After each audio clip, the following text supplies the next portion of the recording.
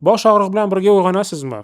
Yoki kun davomida chidamsiz kuchli bosh og'riq sizda kuzatiladimi? Bu oddiy charchoqdan keyin bosh og'rig'i emas, balkim bu jiddiy kasallik belgisi ham bo'lishligi mumkin. Keling, shu videoda biz birgalikda bosh og'riqlar sabablarini haqida gaplashamiz. Zo'riqish bosh og'rig'i, ko'p davomli stress, ruhiy xavotirlanish, bular hammasi zo'riqish bosh og'rig'i holatiga olib keladi. Miya atrofidagi mushaklar, ko'pincha bu bo'yin va yelka sohadagi mushaklar spazmga tushganda bemor shu og'riqlarni sezib, bosh og'riq haqida o'ylaymiz. Ikkinchi sabab bu migren. Bu nevrologik tabiatga ega bo'lgan holat. Ko'pincha uch shoxli nerv yallig'lanish va faollashtirish bo'lgan holatda kuzatiladi. Bemorda yorug'ga, ovozga, hidga sezguvchilik o'ta baland kuzatiladi. Migren bilan zo'riqish bosh og'rig'ini farqiga borsak, bemorda peshonada bir tomonlama chakka sohasida ham juda kuchlik lokal og'riq kuzatiladi.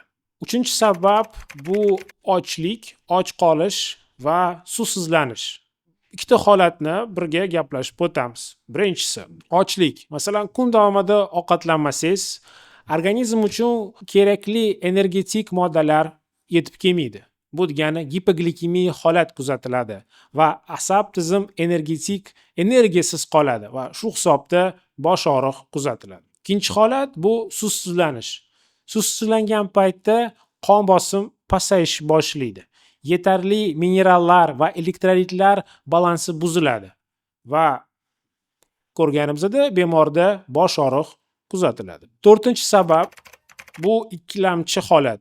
Bu gipertoniya. Bu degani yuqori qon bosim. Agar sizda bosh og'riyotgan payt yuqori qon bosim kuzatilgan bo'lsa, shifokoringizga iltimos murojaat qilishingizni so'raymiz. Yuqori qon bosimi bilan yurish, masalan 140 sistalikdan baland bilib turib va dorilarni ichmaslik bu juda katta asoratlarga olib kelish mumkin.